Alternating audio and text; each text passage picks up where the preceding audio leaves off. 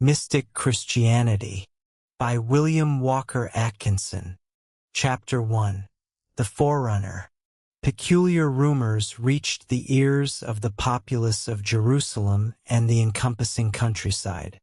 Reports circulated that a novel prophet had emerged within the valley of the lower Jordan, and amidst the wilderness of northern Judea, espousing startling doctrines. His pedagogical exhortations bore a resemblance to those of the prophets of antiquity. His proclamation, "Repent, repent ye, for the kingdom of heaven is at hand," evoked curious recollections of the ancient instructors of the lineage, inciting the commonality to gaze in wonderment upon one another, while compelling the ruling castes to scowl and assume a grave demeanor whenever the appellation of the new prophet was uttered. This individual, whom the proletariat designated a prophet, yet whom the exalted dignitaries branded an impostor, was known as John the Baptist, and he resided in the wilderness, far removed from the habitual haunts of mankind. He was arrayed in the crude vestments of the itinerant ascetics, his coarse tunic of camel's epidermis secured about his frame by a rugged cincture of leather. His sustenance was frugal and elemental, comprising the edible locust indigenous to the region, accompanied by the wild honey stockpiled by the apiaries of the wilderness. In physical aspect, John, styled the Baptist, was of lofty stature, sinewy and rugged. His dermis was bronzed to a deep umber by the winds and solar rays that beat upon it disregarded. His elongated ebony locks draped loosely about his shoulders, undulating like the mane of a lion whenever he discoursed. His facial hair remained coarse and unshorn. His eyes gleamed akin to incandescent coals, appearing to sear into the very souls of his auditors.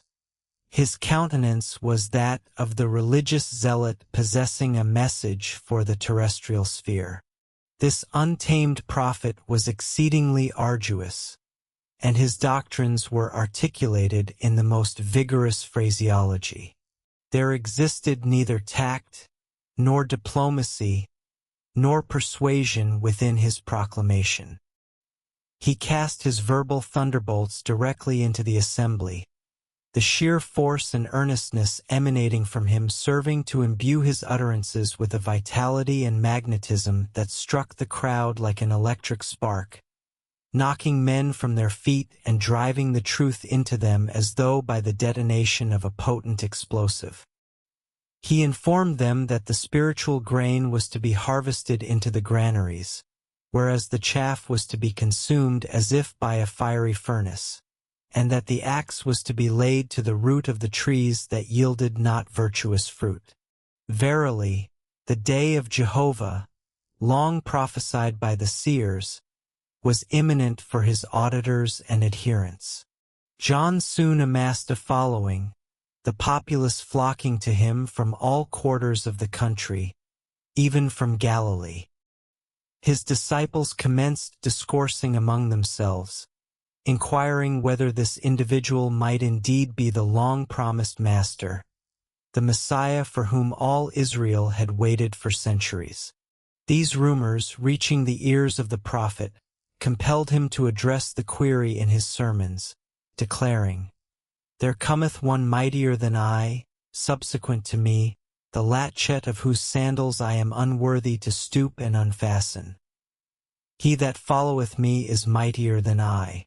Thus, it gradually became apparent to his adherents, and to the strangers attending his convocations, that this John the Baptist, mighty orator though he be, was merely the herald of one far superior who should ensue, that he was the forerunner of the Master, in accordance with the Oriental imagery that depicted the precursor of great dignitaries running ahead of his Master's chariot, crying aloud to all gathered upon the road that they must yield passage for the approaching personage, shouting constantly, "Make ye a way! Make ye a way for the Lord!" Accordingly, A fresh wave of fervor arose among John's following, spreading rapidly to the surrounding countryside at this promise of the advent of the Lord, the Master, perhaps even the Messiah of the Jews. Consequently, multitudes more approached John, and alongside him awaited the coming of the Master. This John the Baptist was born in the hill country of Judea, nearly 3 decades prior to his emergence as a prophet.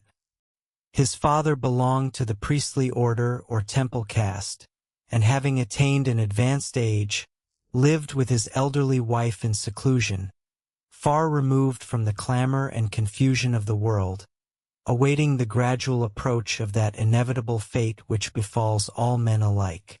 Then arrived a child of their senectitude, unexpected and unhoped for, appearing as a mark of a special favor from God. A son, upon whom they bestowed the name of Johanan, which in the Hebrew tongue signifies Jehovah is gracious. Reared within the domicile of his parents, the house of a priest, John saturated himself with all the inner teachings reserved for the select few and withheld from the masses.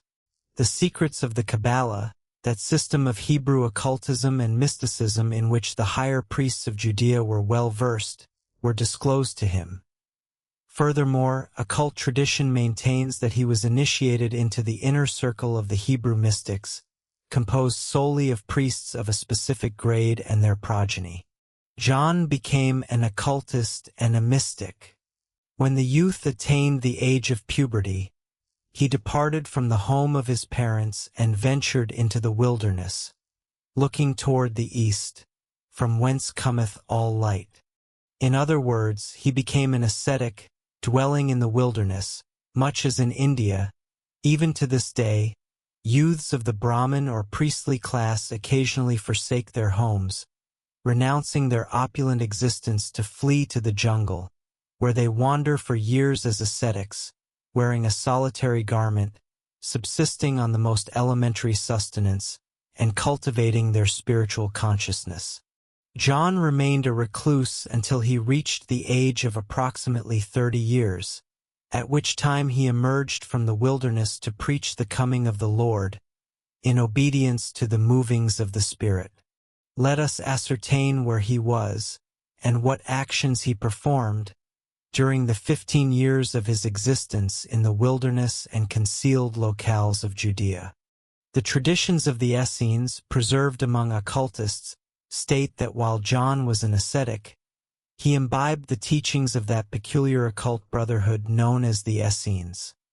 Having served his apprenticeship, he was accepted into the order as an initiate, subsequently attaining their higher degrees reserved exclusively for those of developed spirituality and power. It is posited that even when he was a mere youth, he claimed and demonstrated his right to be fully initiated into the mysteries of the order, and he was believed to be a reincarnation of one of the ancient Hebrew prophets. The Essenes. The Essenes constituted an ancient Hebrew occult brotherhood that had existed for many centuries prior to John's era. They maintained their headquarters on the eastern shores of the Dead Sea, although their influence extended throughout all of Palestine, and their ascetic brethren were to be found in every wilderness. The requirements of the order were exceedingly strict, and its rites and ceremonies were of the highest mystical and occult degree. The neophyte was required to serve a preliminary apprenticeship of 1 year before being admitted to even partial recognition as a member and brother. A further apprenticeship of 2 additional years was mandated before he was admitted to full membership and extended the right hand of fellowship. Additional time was requisite for further advancement. Yet, time alone did not entitle the member to certain high degrees, the requirements being that actual knowledge, power, and attainment must first be manifested. As in all genuine occult orders, the candidate was compelled to work out his own salvation, neither pecuniary resources nor influence carrying any weight.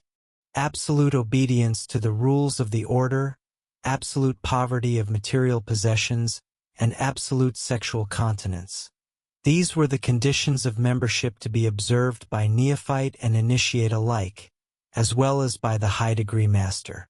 Comprehending this, one may conceive the disgust inspired in John by the amorous solicitations of Salome, which caused him to forfeit his life rather than violate the vows of his order, as is so startlingly depicted in the theatrical productions of modern times. Among the ceremonial observances of the Essenes was that of baptism, a rite administered to candidates with appropriate solemnity and ritualistic precision. The mystic significance of this ceremony, which is comprehended by all members of occult orders even unto this day, was an integral component of the ritualism originated by the Essenes, and the rite itself constituted a distinctive hallmark of their order. The administration of this sacrament by John the Baptist during his ministry, and its subsequent adoption by the Christian Church as a distinguishing ceremonial, of which the aspersion of infants in the present era is a reminder and substitute, constitutes an undeniable nexus between the Essenes and modern Christianity. Furthermore, it imprints the seal of mysticism and occultism firmly upon the latter, notwithstanding the reluctance of the general public to acknowledge this fact amidst their uninformed misconception and materialistic tendencies. The Essenes espoused and promulgated the doctrine of reincarnation, the immanence of God, and numerous other occult truths, the traces of which manifest repeatedly within Christian teachings, as we shall demonstrate in the progression of these studies. Via the agency of its exalted brother, John the Baptist, the order transmitted its doctrine to the nascent Christian Church, thus permanently engrafting itself upon a new religious growth newly emerging upon the scene. And the transplanted branches remain. It is axiomatic, of course, that the veritable history of the genuine connection between the Essenes and Christianity is preserved exclusively within the traditions of the Essenes and other ancient mystic orders.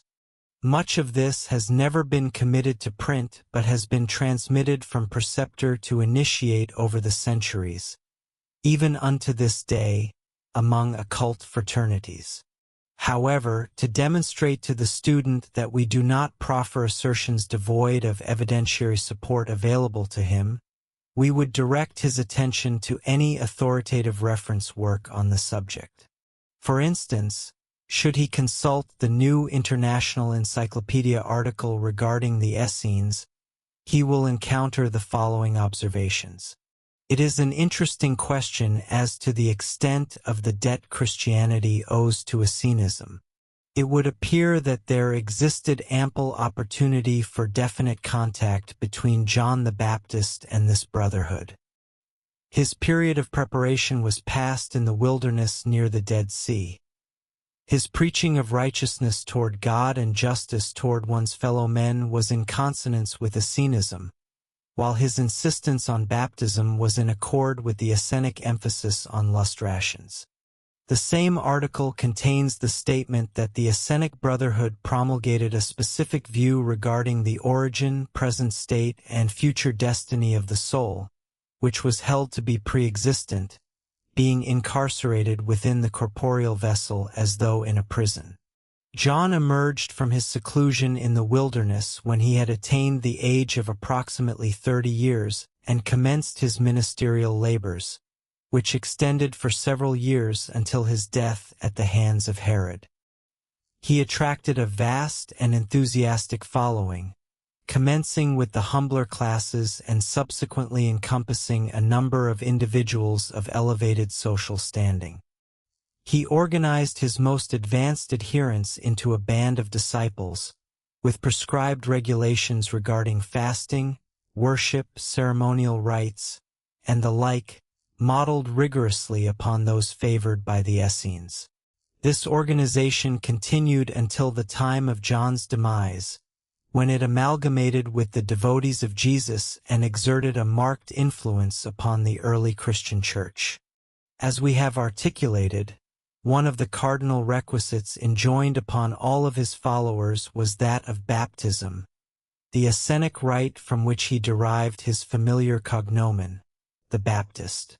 However, it must be recalled that to John, this rite was a most sacrosanct, mystic, and symbolic ceremony, possessing a profound occult significance imperceptible to many of his converts. These individuals, submitting themselves to it under the sway of religious fervor, ingenuously perceived it as some magical rite capable of uprooting sin from their souls much as soil is washed from the body, a belief which appears to remain in favor with the multitude. John labored with assiduity at his mission, and the Baptists or followers of Johanan, as they were designated, increased rapidly in number. His assemblies were events of significant import to thousands who had gathered from all Palestine to behold and hear the prophet of the wilderness, the Essene who had emerged from his retirement. His meetings were frequently characterized by startling phenomena, sudden conversions, visions, trances, and similar occurrences, and many adherents developed the possession of unusual powers and faculties. Yet, one day there convened a meeting destined to acquire global renown. This was the day when there arrived before John the Baptist the Master, of whose advent John had frequently foretold and promised. Jesus the Christ appeared upon the scene and confronted his forerunner. Tradition maintains that Jesus arrived unheralded and unrecognized by John and the populace. The forerunner was unaware of the nature and spiritual magnitude of his guest and applicant for baptism. Although the two were cousins, they had not encountered one another since childhood, and John did not initially recognize Jesus. The traditions of the mystic orders further state that Jesus then communicated to John the various signs of the occult fraternities to which they both belonged, progressing from the elementary signals upward until Jesus transcended the degrees to which John had attained, notwithstanding John's status as an eminent high-degree Essene. Whereupon John discerned that the individual standing before him was no common applicant for baptism, but was, instead, a mystic adept of the highest order and an occult master, his superior in rank and spiritual unfoldment. John, perceiving this, remonstrated with Jesus, asserting that it was neither meet nor proper, nor in accordance with the protocols of the brotherhoods, for the inferior to baptize the superior. Of this event, the New Testament observes, "But John forbade him, saying, I have need to be baptized of thee, and comest thou to me?" Matthew 3 verse 14. However, Jesus persisted that John perform the rite upon him on the grounds that he wished to undergo the ceremonial in order to affix his seal of approbation upon it, and to demonstrate that he considered himself as a man among men, come forth to live the life of men. In both the occult traditions and the New Testament narrative, it is recorded that a transcendental event ensued at the baptism. The Spirit of God descending in the similitude of a dove and lighting upon him, and a voice from heaven declaring, "This is my beloved Son, in whom I am well pleased." And with these words, the mission of John the Baptist, as forerunner of the Master, was consummated. The Master had appeared to assume his work. The Master, and now, let us retrogress through the annals of the Book of Time to a period approximately 30 years prior to the occurrence of the events aforementioned. Let us direct our scrutiny upon the events surrounding the birth of Jesus, that we may delineate the mystic and occult forces at work from the inception of Christianity. There are occurrences of the greatest magnitude embraced within these 30 years. Let us commence the mystic narrative of Jesus the Christ, as it is imparted to the neophyte of every occult order by the master instructor, by a recital of an event preceding his birth by over 1 year. In Matthew 2 verses 1 to 2, the following is related. Now when Jesus was born in Bethlehem of Judea, in the days of Herod the king, behold, there came wise men from the east to Jerusalem, saying, Where is he that is born King of the Jews? For we have seen his star in the east, and are come to worship him. In these succinct words is stated an event that, when expressed in a much more extended narrative, constitutes an integral component of the esoteric teachings of the mystic brotherhoods and occult orders of the Orient, and which is also cognizant to the members of the affiliated secret orders of the Western world. The narrative of the Magi is ensconced within the traditions of the Oriental mystics, and we shall here provide a brief synopsis of the story as it is recounted by Hierophant to Neophyte, by Guru to Chela. To fully comprehend the narrative, it is imperative to ascertain the true identity of these wise men of the East, the Magi. This knowledge shall now be imparted unto you.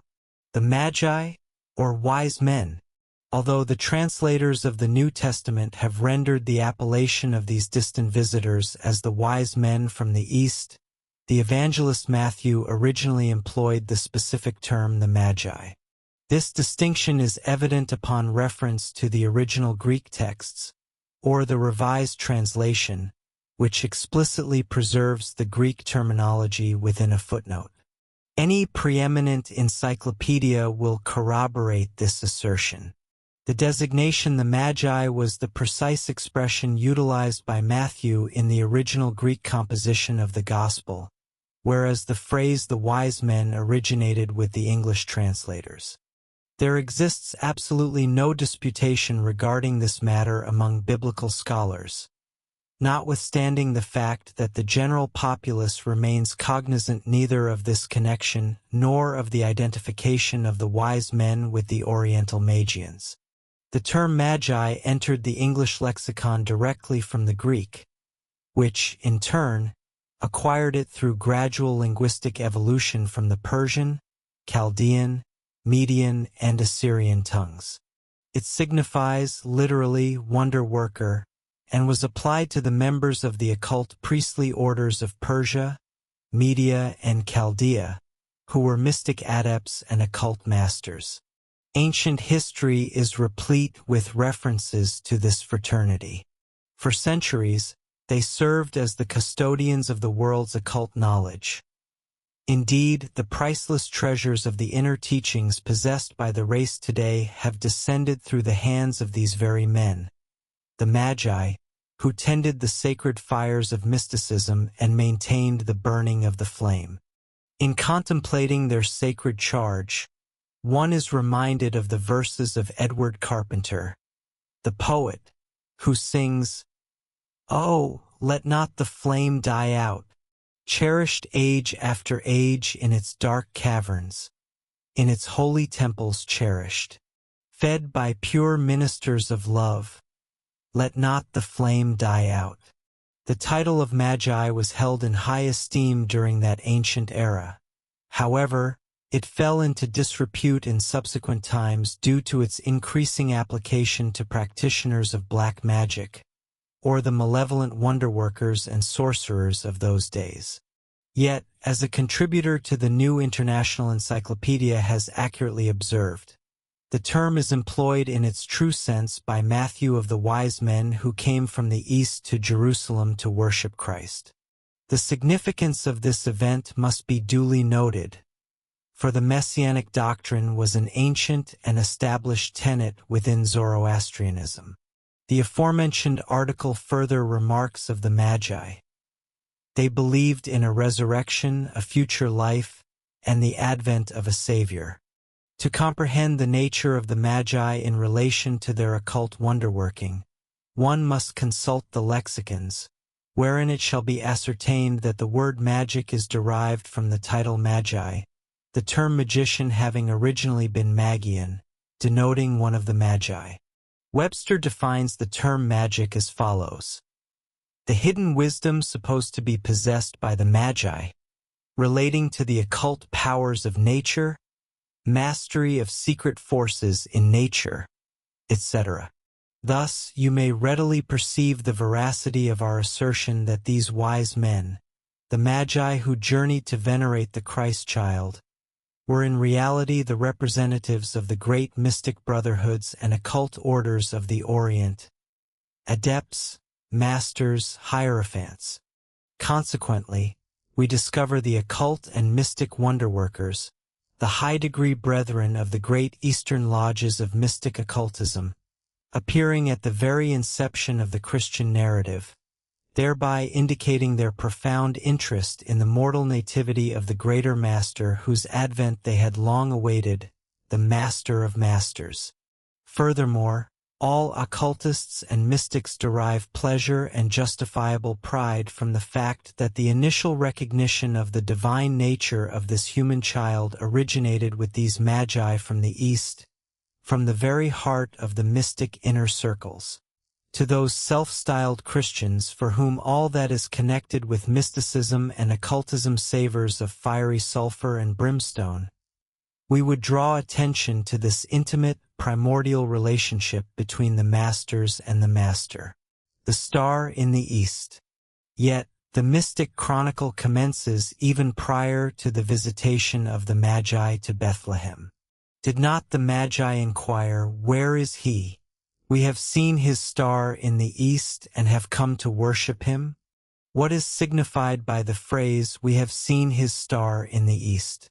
To the majority of Christians, the Star of Bethlehem denotes a celestial body of great magnitude that suddenly appeared in the firmament, resembling a grand beacon, which miraculously guided the steps of the Magi, mile by mile, throughout their arduous journey, until it finally rested stationary in the heavens above the domicile wherein the child Jesus resided, between the ages of 1 and 2 years. In other words, they maintain the belief that this star constantly guided these proficient mystics, occultists, and astrologers during their expedition from the Far East, an endeavor occupying more than a year, until it ultimately led them to Bethlehem and halted in a stationary position above the house of Joseph and Mary. Alas, that these vulgar traditions of the ignorant multitude should have served for so long to obscure a beautiful mystic occurrence, and that, by their utter improbability and unscientific nature, they should have provoked thousands to deride the veracious legend of the Star of Bethlehem. It remains the province of the mystic traditions to dissipate the clouds of ignorance obscuring this exquisite narrative, and to re-establish it within the minds of men as a natural and scientific phenomenon. This account of the traveling star originated from the superstitious and unlearned conceptions held by many Christians during the 1st, 2nd, and 3rd centuries following the death of Christ. These fables were injected into the manuscripts bequeathed by the disciples and were soon regarded as an integral portion of the authentic Gospels and epistles, although the skilled biblical critics and scholars of the present day are rapidly discarding many of these accretions as willful forgeries and interpolations. It must be recalled that the most ancient manuscripts of the New Testament books are known by biblical scholars to have been inscribed not less than 3 centuries subsequent to the original composition. They are merely copies of the originals, undoubtedly augmented, altered, and adulterated by the scribes through whose hands they passed. This is not merely the assertion of an external critic. Rather, it is a fact clearly articulated in the writings of ecclesiastical scholars engaged in biblical study and higher criticism, to whose works we refer any who may possess reason to question our declaration. That portion of the verse wherein it is stated, "And lo, the star which they saw in the east went before them, till it came and stood over where the young child was," is recognized by the mystic and occult orders as a rank interpolation inserted into the narrative of the Magi. It is contrary to their own traditions and records, and is likewise antithetical to reason and scientific laws. Indeed, this distorted account alone has precipitated the development of thousands of infidels who found themselves unable to accept the fable. All intelligent individuals are aware that a star is not a mere diminutive point of flame within the dome that separates us from a heaven on the opposing side of the azure shell, although this perspective was held by the ancients and persists among many uneducated men and women today. Educated persons understand that a star is either a planet of our solar system, similar to the sister planet we designate as the Earth, or else a mighty sun, likely many times larger than our own luminary, situated countless millions of miles distant from our solar system. Furthermore, they acknowledge that planets possess invariable orbits and trajectories over which they travel unceasingly, adhering so faithfully to their course that their movements may be predicted centuries in advance or calculated for centuries past. Moreover, they recognize that even the great fixed stars, those distant suns and centers of vast solar systems akin to our own, occupy their specific loci within the universe, possessing their own universal relations and movements. All who have perused even the most elementary academic text regarding astronomy are cognizant of these facts. Nevertheless, individuals are requested to accept unquestionably this narrative of a mobile celestial body, advancing slightly preceding the shepherds for a duration exceeding a year, and ultimately positioning itself directly above the domicile of Jesus, thereby signaling the conclusion of the quest. Let us contrast this unscientific account with the traditions and legends of the mystics, that one may subsequently discern the preferable conclusion. Had such a star truly manifested, the historians of that era would undoubtedly have documented it. For the East possessed learned and sagacious men during that period, and as astrology was a rigorously studied science, the phenomenon would have been noted and transmitted to posterity through both inscription and oral tradition. However, no such record or tradition is extant among the Eastern peoples or within the archives of the astrologers. Yet, a distinct record and tradition has been preserved, as we shall presently observe. Indeed, there existed a veritable star of Bethlehem that guided the Magi to the abode of the infant Jesus. We possess the following substantiation of this fact: the traditions and doctrines of the mystic orders, transmitted from preceptor to neophyte over centuries, the declarations and archives of the ancient astrologers, capable of verification via modern astronomical computations, and the calculations performed by contemporary astronomers, which shall be delineated subsequently. These three sources of intelligence convey an identical narrative, as we shall perceive.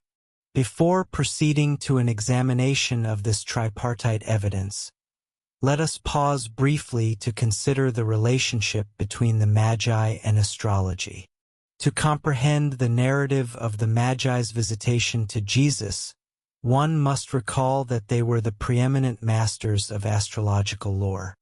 Persia and the surrounding Oriental nations constituted the fountainhead of astrological instruction. Furthermore, these magi were masters, adepts, and hierophants. Consequently, they possessed the totality of knowledge available to the greatest astrological academies of that era.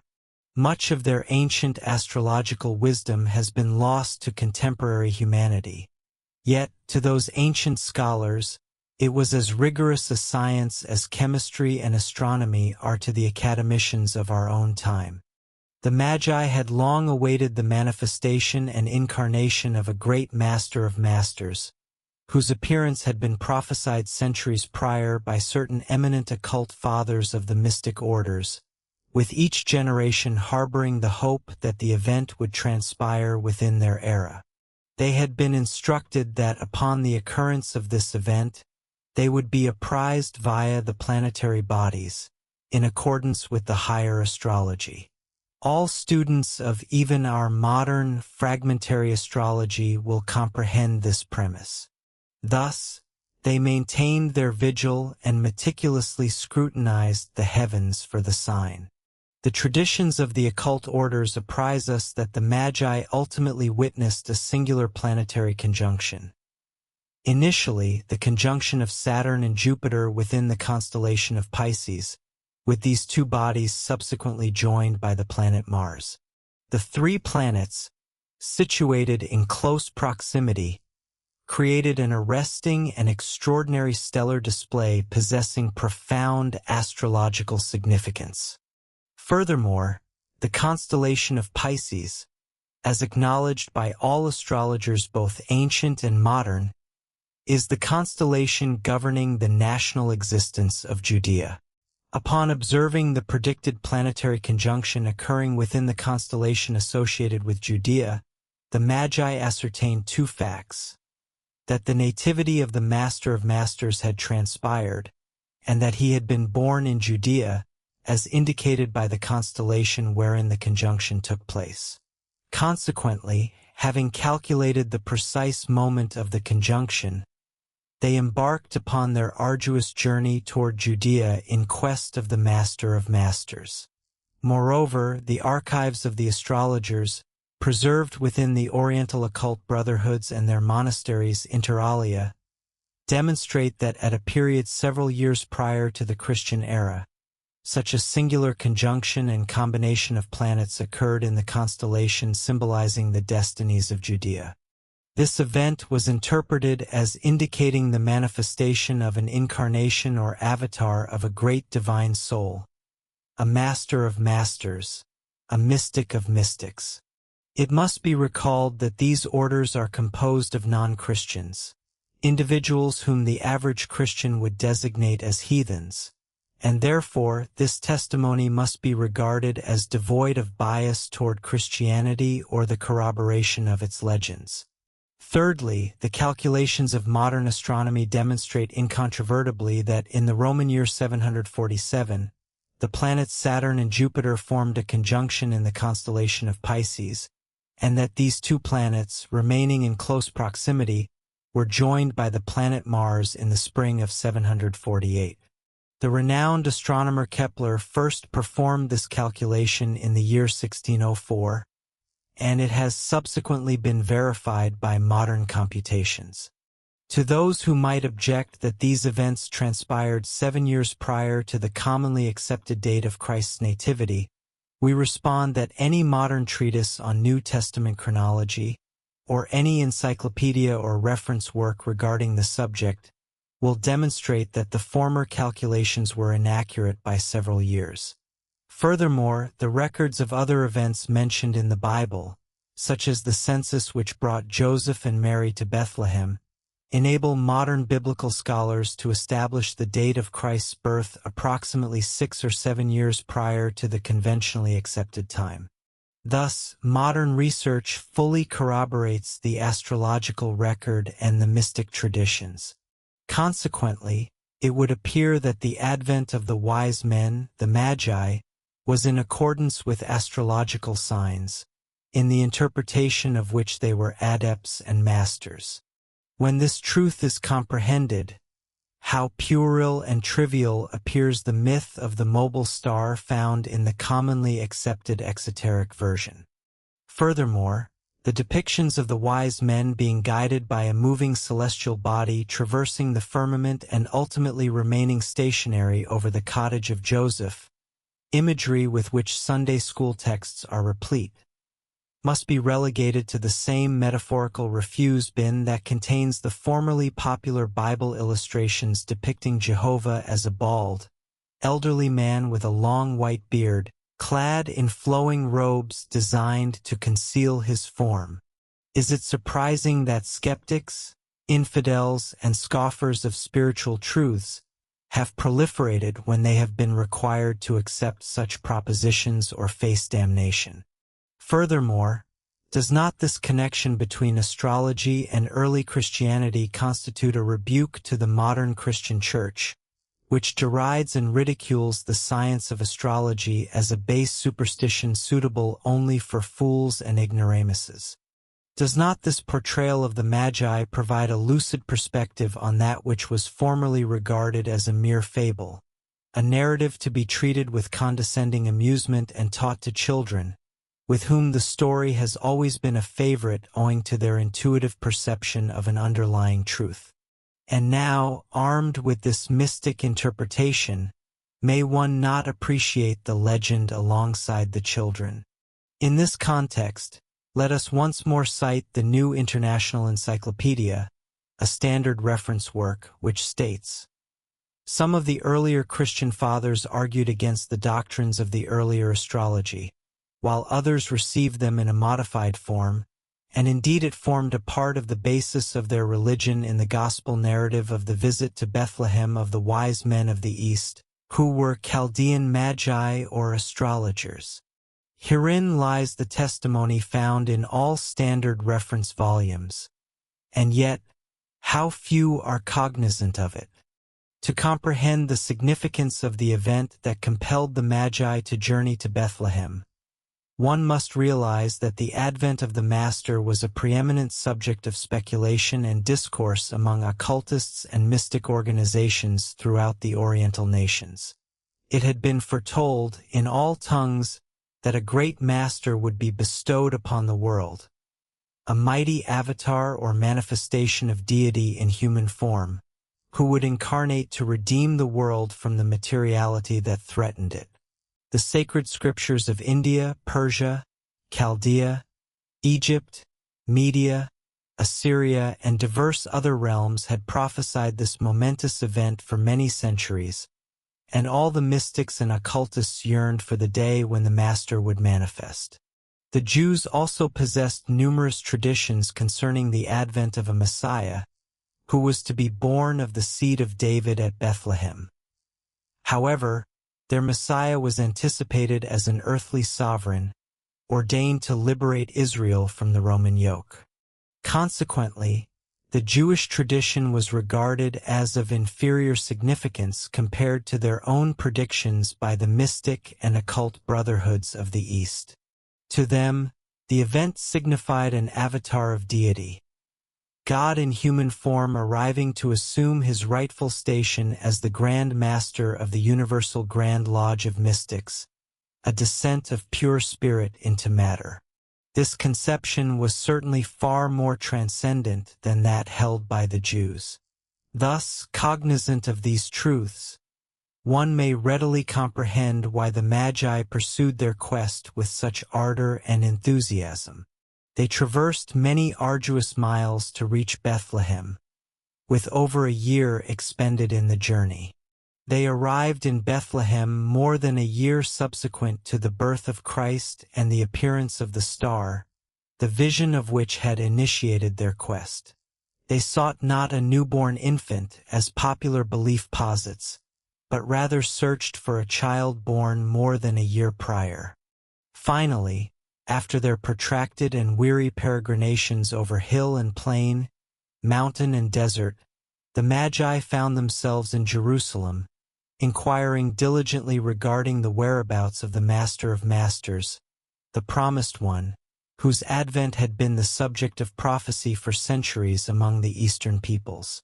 The Jews of whom they inquired, although unacquainted with the predictions concerning a mystic master or avatar of deity, were nevertheless intimately conversant with the prophecies regarding the coming of the Hebrew Messiah.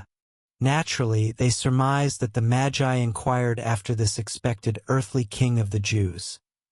Thus, they disseminated the report far and wide that these great men from the East had arrived in Jerusalem to discover the Messiah, the King of the Jews, who was destined to deliver Israel from the Roman yoke. As the Gospel of Matthew relates, when Herod the king heard this, he was perturbed, and all Jerusalem with him.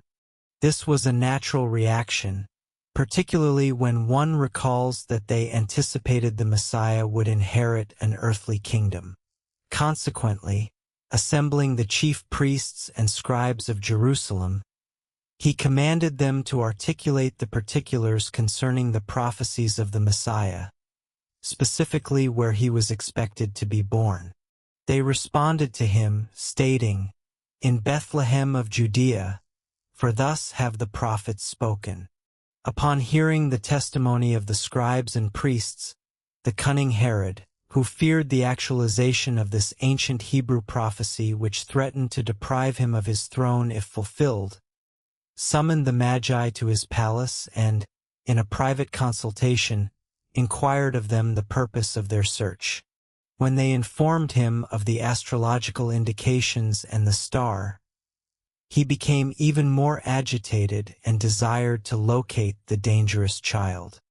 Thus, he inquired of them the precise date upon which the star had appeared, that he might be better equipped to discover the infant, having ascertained its date of birth in Bethlehem. Upon acquiring this intelligence, he bade them proceed to Bethlehem to locate the child they sought, and cunningly added, "And when ye have found him, bring me word, that I also may come and worship him." Thus craftily concealing his intentions to apprehend and slay the child, he endeavored to press the Magi into his service as investigators by feigning a shared desire to locate the divine child. The Magi journeyed to Bethlehem and, upon arrival, conducted diligent inquiries regarding infants born approximately at the time the star had appeared. There were, of course, numerous infants born in Bethlehem during the same month, rendering the search difficult. However, they soon heard curious rumors concerning a babe born to travelers in Bethlehem around that time, the birth of whom had been attended by a strange occurrence. This extraordinary event is chronicled in Luke 2 verses 8 to 20, wherein it is stated that at the time of the birth of Jesus in the manger, certain shepherds keeping the night watch over their flocks perceived an angel standing by them, and the glory of the Lord shining about them.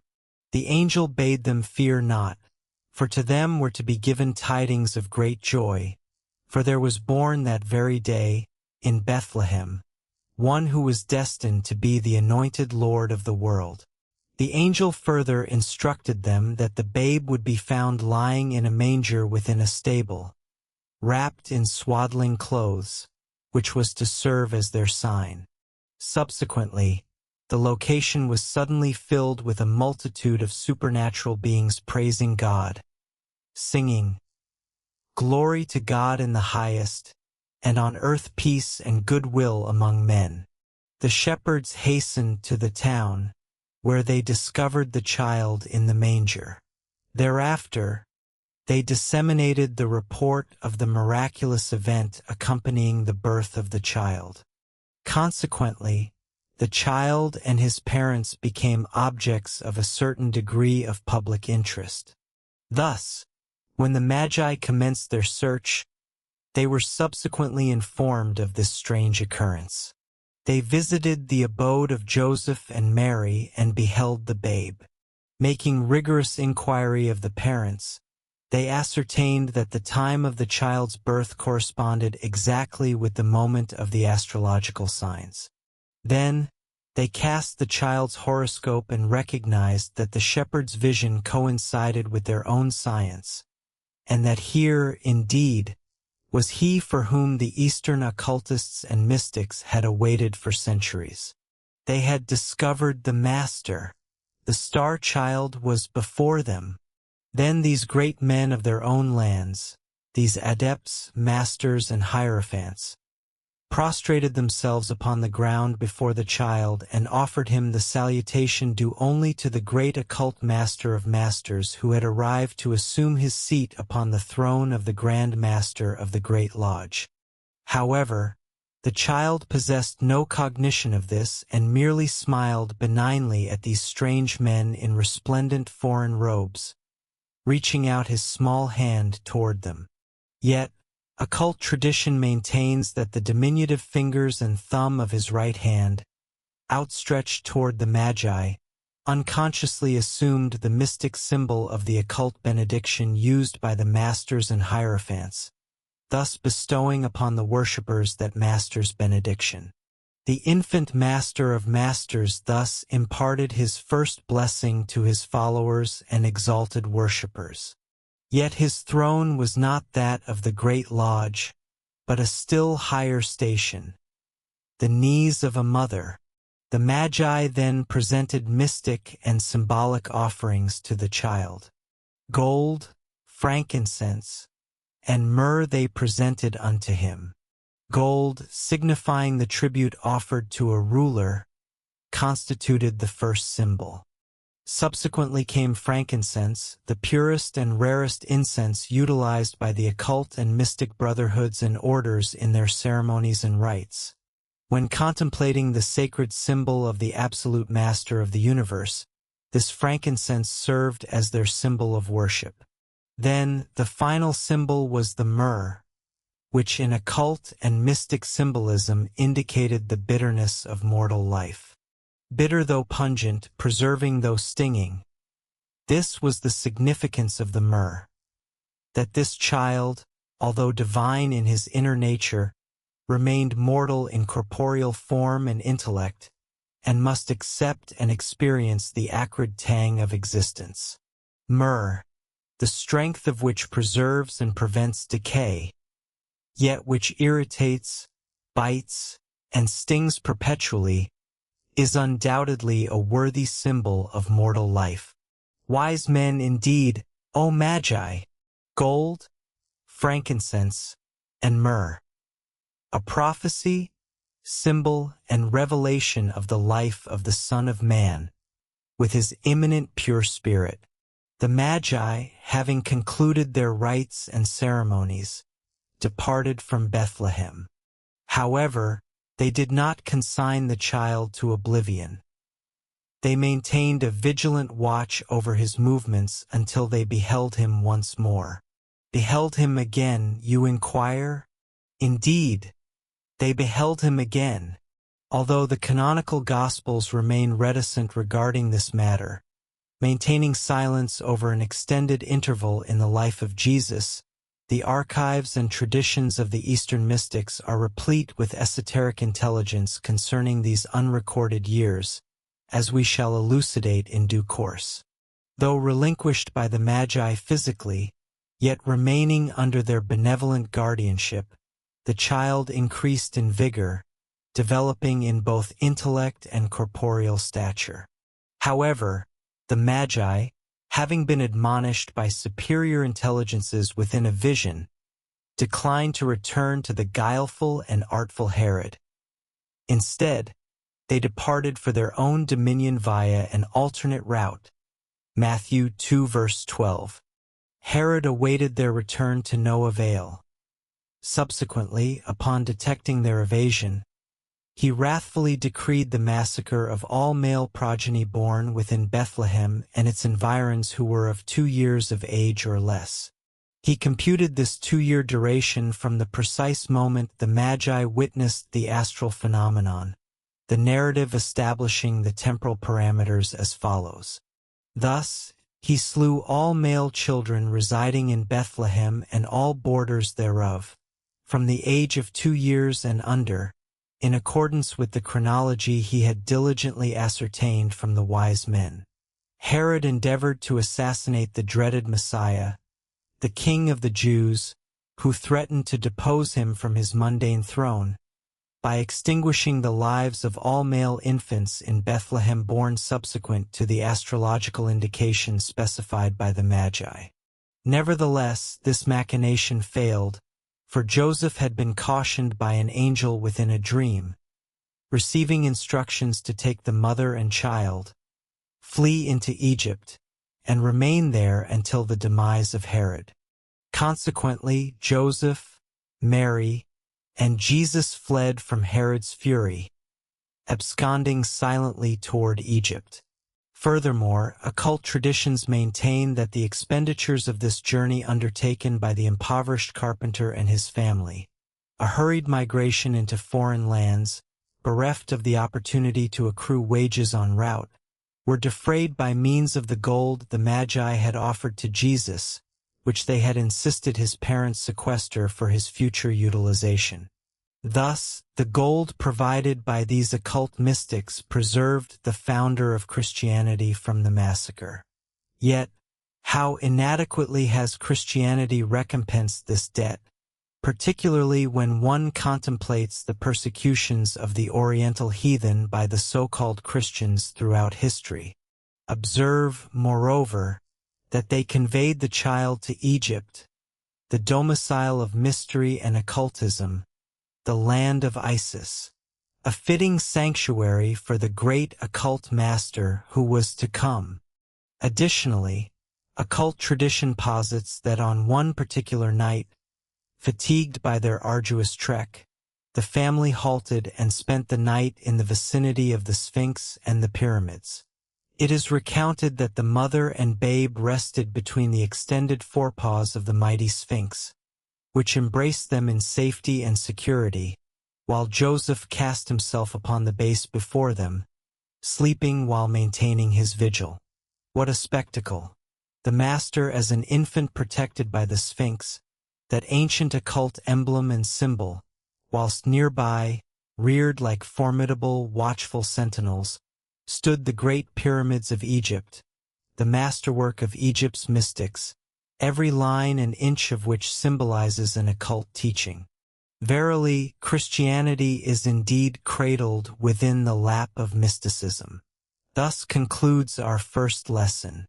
The second lesson shall address the mystic teachings regarding the divine incarnation of the Spirit within the mortal vessel of Jesus, a subject of paramount importance to all who are perplexed by this intricate theological point.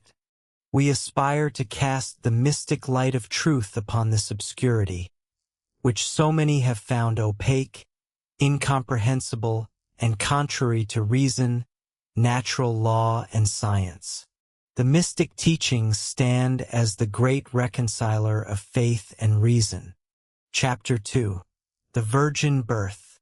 A primary locus of contention between established theology on the one hand and the schools of rationalism, higher criticism, and comparative mythology on the other, is the phenomenon designated as the virgin birth of Jesus. Perhaps we may elucidate the points of divergence more clearly by succinctly articulating the opposing perspectives and, subsequently, presenting the traditions of the occult brotherhoods and societies regarding this subject. We are positioned to outline these opposing views impartially, for we rely upon the occult teachings with a sense of detachment, standing above and outside the theological acrimony prevailing between the two schools of Christian theologians. We trust that the reader will suspend judgment until the examination of the matter within this lesson is concluded. It is our conviction that the occult teachings provide the key to the mystery and offer the reconciliation between the opposing theological views that threaten to cleave the churches into two camps: the adherents of the established Orthodox theology and the proponents of the views held by rationalists and higher critics. The school of theology that adheres to the traditional Orthodox teachings regarding the virgin birth, teachings which are accepted unquestionably by the multitude of churchgoers, maintains the following position. Mary, a young Jewish maiden or virgin, was betrothed to Joseph, a carpenter of Nazareth in Galilee. Prior to her marriage, she was apprised through an angelic vision that she would miraculously conceive and bear a son, who would reign upon the throne of David and be distinguished as the Son of the Highest. This doctrine is predicated exclusively upon certain declarations contained within the Gospels of Matthew and Luke. Matthew's account proceeds as follows. Now the birth of Jesus Christ was on this wise. When as his mother Mary was espoused to Joseph, before they came together, she was found with child of the Holy Ghost. Then Joseph her husband, being a just man, and not willing to make her a public example, was minded to put her away privily. But while he thought on these things, behold, the angel of the Lord appeared unto him in a dream, saying, Joseph, thou son of David, fear not to take unto thee Mary thy wife, for that which is conceived in her is of the Holy Ghost. And she shall bring forth a son, and thou shalt call his name Jesus. for he shall save his people from their sins. Now all this was done, that it might be fulfilled which was spoken of the Lord by the prophet, saying, Behold, a virgin shall be with child, and shall bring forth a son, and they shall call his name Emmanuel, which being interpreted is, God with us. Then Joseph, being raised from sleep, did as the angel of the Lord had bid. Do you want access to this and all the complete audiobooks on the channel, plus the ebook version? Click the link in the description or scan the QR code in the left corner of the screen to access our library, where you can listen to your favorite esoteric books without ad interruptions, lock your screen, or use other apps while the narration plays, and even download the ebook version to follow along as you listen. Listen on your computer via web browser, or download the app from the Play Store. After subscribing, you will receive an email with your login details, password, and step-by-step instructions on how to access the books through the Hotmart app.